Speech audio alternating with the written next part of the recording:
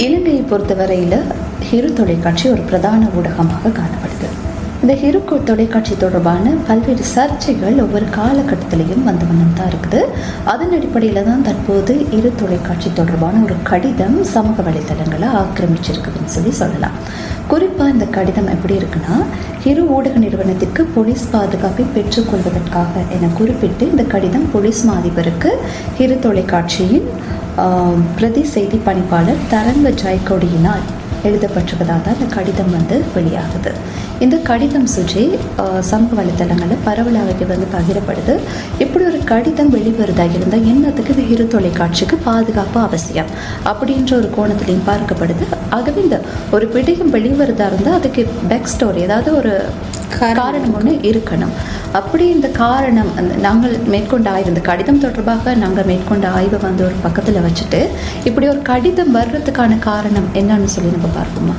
ஆமாம், நிச்சயமாக. அதாவது நீங்கள் சொன்ன மாதிரி இந்த தொலைக்காட்சிக்கு வந்த கடிதம் தொடர்பான ஆய்வை பார்க்குறதுக்கு முதல் நீங்கள் கூறியது போல் நாங்கள் அதுக்கான பின்னணி என்ன, ஏன் இந்த மாதிரி ஒரு கடிதம் வருது அப்படின்னு சொல்லி பார்க்கும்போது, இந்த கடந்த காலங்களில் சரண்யா ஊழல் தடுப்பு சட்டத்தின் கீழ் லஞ்சம் மற்றும் ஊழல் ஒழிப்பு விசாரணை ஆணைக்குழுவிடம் அரசியல்வாதிகள் தங்களின் சொத்து விவரங்களை வெளியிட வேண்டியிருந்தது. இந்த வகையில் பல அரசியல் தங்கள் சொத்து விவரங்களை வெளியிட்டு வந்திருந்தாங்க.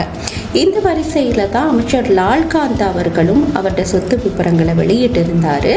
ஆனால் இவர் வெளியிட்ட சொத்து விவரங்கள் தொடர்பில் ஹிரு தொலைக்காட்சியில் ஒரு செய்தி அறிக்கையிடலின் போது இந்த சொத்து விவரங்களின் மதிப்பு தவறாக அங்கே தெரிவிக்கப்பட்டதாகவும், அதாவது உண்மையிலேயே அமைச்சர் லால்காந்தவின் சொத்து விவரங்கள் என்ன, மொத்த சொத்து எவ்வளவு அப்படின்றத தாண்டி இவங்க குறிப்பிட்ட அந்த தொகை கொஞ்சம் வித்தியாசமான தொகையாக இருந்திருக்கு. அப்போ இது சமூகத்தில் ஒரு பெரிய பேசு பொருளாக இருந்திருக்கு. அதாவது அமைச்சர் லால்காந்த ஒரு கட்டத்தில் கூறியிருந்த ஒரு விடயம் அவருடைய மகளிட வகுப்பு கட்டணங்களை கூட எனக்கு செலுத்துறதுக்கு பணம் இல்லை அப்படின்னு தெரிவிச்சிருந்தார். இந்த தெரிவிச்சிருந்த சந்தர்ப்பத்தில் எப்படி இந்த அமைச்சர் இவ்வளவு சொத்து வச்சிருக்கிறாரு, அதாவது வகுப்பு கட்டணம் ஒரு சாதாரணமான ஒரு கட்டணத்தை கூட உங்களால் செலுத்த முடியாமல் இருந்த நீங்கள் எப்படி இவ்வளோ பெரிய ஒரு சொத்துக்கு சொந்தக்காரராக இருப்பீங்க அப்படின்றது இங்கே பெரிய அளவில் பேசப்பட்டுச்சு. இதை ஒரு ஊடகமே வெளியிட்ட சந்தர்ப்பத்தில் இது நம்பகத்தன்மையாக, அதாவது இது ஒரு பிரதான ஊடகமாக இருக்கிற பட்சத்தில் இந்த ஊடகம் இப்படி ஒரு செய்தியை வெளியிட்டுட்டாங்க. அதனால் இது ஒரு பெரிய சர்ச்சையாகவே இருந்தது. அப்போ நாங்கள் முதல்ல அந்த சொத்து விவரங்கள் பற்றி பார்க்கும்போது இது சமூக ஊடகங்களில் தான் அவங்க இந்த போஸ்ட்டாக போட்டிருந்தாங்க. இந்த பிரதானமாக ஹிரு தொலைக்காட்சி போட்டதை தான் சில ஃபேஸ்புக் பக்கங்கள் மூலமாகவும் இது பகிரப்பட்டு இருந்துச்சு. அந்த வகையில் அமைச்சர் லால்காந்தவின் சொத்து மதிப்பு 46 கோடி ரூபாய்க்கு அதிகம் அப்படின்னு சொல்லி தான் இது பகிரப்பட்டிருந்துச்சு. அதில் உண்மையாக ஒரு விஷயத்தை தெரிவிக்கணும். என்னன்னா, இவர் 6.7 கோடி ரூபாய்க்கு அதிகமான சொத்துக்கள், அதாவது அசையா சொத்துக்கள் அவருக்கு இருக்கிறதா தெரிவிச்சிருந்தாங்க. அதனை தவிர்த்து பிணையங்களை, அதாவது 38 கோடியே 39 லட்சத்தி கணக்கு ஒரு தொகையை பெரிய தொகை 38 கோடின்றது ஒரு பெரிய தொகை. 38 கோடிக்கு அதிகமான ஒரு தொகையை பெறுமதியான பிணையங்களை அவர் கொள்வனவு செய்துள்ளார். அதாவது 10 தனியார் நிறுவனங்களுக்கு சொந்தமான 38 கோடிக்கும் அதிகமான அதிக பெறுமதியுடைய பிணையங்களை அவர் சேர்த்திருக்கிறாரு, வச்சிருக்கிறாரு, கொள்வனவு செய்திருக்கிறாருன்றது தான் இப்போ இந்த பெரிய பேசு பொருளாக இருந்திருக்கு. உண்மையை சொன்னால் இது அப்படி பார்க்கும்போது இவரோட அசையா சொத்துக்கள் மற்றும் இந்த பிணையங்கள் எல்லாம் சேர்த்து 46 கோடி அப்படின்றது தான் கல்குலேஷனாக இருந்துச்சு. இப்போ இது ஒரு பெரிய தொகை இல்லையா? அதாவது இரு தொலைக்காட்சியின் செய்தி அறிக்கையின்படி செய்தி அறிக்கையின்படி அதாவது இது இந்த செய்தியை கொண்டு நான் சொன்ன மாதிரி சில ஃபேஸ்புக் தளங்கள்லையும் இது பரவலாகவே பகிரப்பட்டிருந்துச்சு. அதை நாங்கள் பிரதானமாக பார்க்கும்போது 2023ஆம் ஆண்டின் ஊழல் தடுப்பு சட்டம் எண் 9 படி அமைச்சர் கே டி லால்காந்த கடந்த டிசம்பர் 26ஆம் தேதி அன்று இவருடைய சொத்து விவரங்களை வெளியிட்டிருந்தார். சொத்து மற்றும் பொறுப்பு குறித்து விவரங்களை சமர்ப்பித்த போது அவருடைய அதிகாரப்பூர்வ இணையதளத்திலையும், அதாவது லஞ்ச ஊழல் ஒழிப்பு ஆணைக்குழுவோட அதிகாரப்பூர்வ இணையதளத்தில் அது அவருடைய எவ்வாறான சொத்துக்களை வச்சிருக்கிறாரு அப்படின்றதுக்கான பட்டியல் வெளியிடப்பட்டிருந்தது. அதை நீங்கள் வந்து நாங்கள் இது தொடர்பில் நடத்தின ஆய்வின்படி எங்களோட இணையதளத்துக்கு வந்தீங்கன்னா, ஃபேக்ட்ரிஸ் இண்டோ ஸ்ரீலங்கா தமிழ் அப்படின்ற எங்களோட இணையதளத்துக்கு வந்தீங்கன்னா இது எவ்வளவு சொத்துக்கள் அவர் வச்சிருக்கிறாருன்றதை வந்து இந்த தொகை ரீதியாக நாங்கள் மதிப்பீடு செய்திருக்கிறோம். இப்போ இதில் நாங்கள் பார்க்க வேண்டிய ஒரு முக்கிய பிரச்சனை ஒன்று இருக்குது.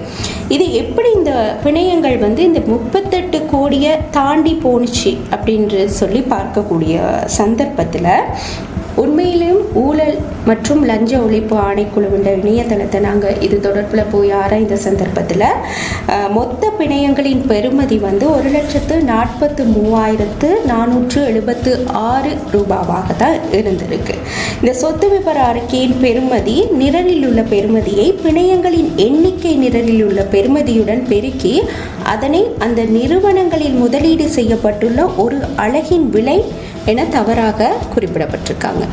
அதாவது இந்த பெருக்கல்ல நடந்த ஒரு சின்ன குளறுபாடு காரணமாக தான் இது இப்படி நடந்திருக்கு. ஆனால் மொத்தமாகவே அவரோட மொத்த பிணையங்களின் பெறுமதி வந்து 1,43,476 ரூபாய் தான். அதனை ஒரு அழகாக கருதிதான் இவர்கள் பெருக்கல்ல பிழைய விட்டதுனால தான் இது வந்து இந்த 38 கோடிக்கும் அதிகமான பெறுமதியாக இது வந்து வெளியில் போயிருச்சு. இந்த வெளியான செய்தியின் பின்னர் அமைச்சர்கிட்டையும் நாங்கள் இது தொடர்பில் கேட்டபோது அமைச்சரும் சொல்லியிருந்த ஒரு விடயம் தான், இப்போ வந்து இது தொடர்பான வழக்கு போயிட்டுருக்கும் போது இது குறித்த எந்த தகவலையும் என்னால் வழங்க முடியாது, ஆனால் அவங்க கொடுத்த தகவல் வந்து போலியானது அப்படின்றத தெரிவிச்சிருந்தார். நீங்களும் லஞ்ச ஒழிப்பு ஆணைக்குழுவின் இணையதளத்துக்கு போய் பார்த்தீங்கன்னா இந்த விவரங்களை உங்களுக்கு சரிவர எந்த எண்ணிக்கையில் இருக்குது அப்படின்றத பார்க்கக்கூடியதாக இருக்கும் அவர் தெரிவிச்சிருந்தார். அதுக்கு பிறகு இரு தொலைக்காட்சிக்கு எதிராக சட்ட நடவடிக்கைகள், இந்த சட்ட ரீதியான நடவடிக்கைகள் போய்கிட்டு இருக்க சந்தர்ப்பத்தில் தான் நீங்கள் சொன்ன அந்த கடிதமும் சமூக ஊடகங்களில் பகிரப்பட்டுச்சு.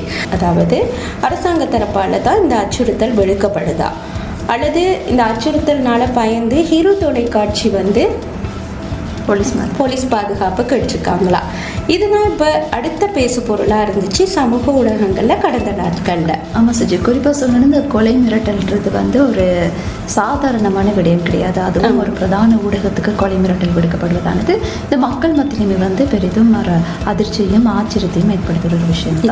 அந்த இதன் அடிப்படையில் தான் பார்க்கும்போது இந்த கொலை மிரட்டல் விடுக்கப்பட்டு கடிதம் அனுப்பப்பட்டதான்னு சொல்லி ஒரு பிரதான ஊடகங்கள் இப்படி ஒரு விடயம் இருந்திருந்தால் பிரதான ஊடகங்களில் அது வந்து ஒரு செய்தியாகவோ இல்லாட்டி ஏதோ ஒரு விடயமாக வந்திருக்கும். ஆனால் பிரதான ஊடகங்கள் ஆராய்ந்த போது அவ்வாறான எந்த ஒரு செய்தி விடயங்களுமே வந்து இருக்காது. நிச்சயமாக நீங்கள் சொன்ன மாதிரி ஒரு இன்னொரு ஊடகங்களுக்கு இடையில என்னதான் போட்டித்தன்மைகள் இருந்தாலும் இன்னொரு ஊடகத்துக்கு, அதுவும் பிரதான ஊடகத்துக்கு இந்த மாதிரி ஒரு விஷயம், அதாவது ஒரு நிறுவனத்துக்கு, ஒரு ஊடக நிறுவனத்துக்கு, அதன் ஊழியர்களுக்கு, அதன் நிறைவேற்ற அதிகாரிகளுக்கு ஒரு கொலை மிரட்டல் விடுக்கப்பட்டிருக்க சந்தர்ப்பத்தில் அது தொடர்பில் நிச்சயமாக பிரதான ஊடகங்களில் வேறு ஊடகங்களில் செய்திகள் வெளியாகி இருக்கும்.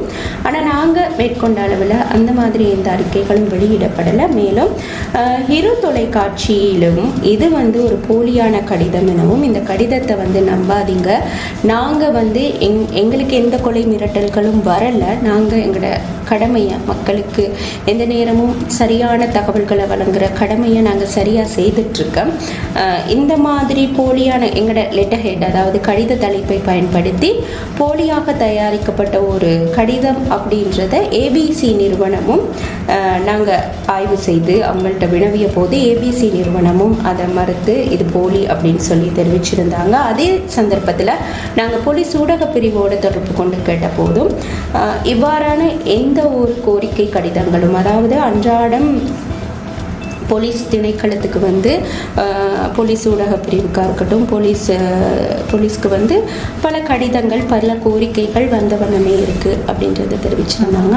ஆனால் இவ்வாறான இந்த கடிதங்களில் வந்து நாங்கள் அதை ஆராய்ஞ்சி அது சம்பந்தப்பட்ட நடவடிக்கைகளை மேற்கொள்வோம், இல்லைனா அது சம்பந்தப்பட்ட போலீஸ் நிலையங்களுக்கு நாங்கள் அறிவித்து அது சம்பந்தமான நடவடிக்கைகளை மேற்கொள்ள சொல்வோம். ஆனால் இந்த மாதிரி ஒரு கடிதம், அதாவது எங்களுக்கு பாதுகாப்பு கோரிய ஒரு கடிதம் வந்து இது வரைக்கும் கிடைக்கப்பெறலை அப்படின்றத வந்து போலீஸ் மா அதிபரும் உறுதிப்படுத்தி இருந்தார். ஒரு விஷயத்தை நாங்கள் தீர விசாரிக்காமல் சொல்லும்போது அதில் ஒரு பாதிப்பு ஏற்படுது. அதுக்கு பிறகு இந்த லால்காந்தோட விஷயத்துக்கு நாங்கள் வந்தாலும் சரண்யா, இந்த தொகை வந்து இந்த 46 கோடியில் இதுதான் உண்மையான அவர்கிட்ட சொத்து மதிப்பு அப்படின்றத திருத்தி ஹீரோ ஊடகம் அவங்களோட செய்தியாக வெளியிட்டிருந்தாங்க. அதையும் நாங்கள் இங்கே சுட்டி காட்டணும்.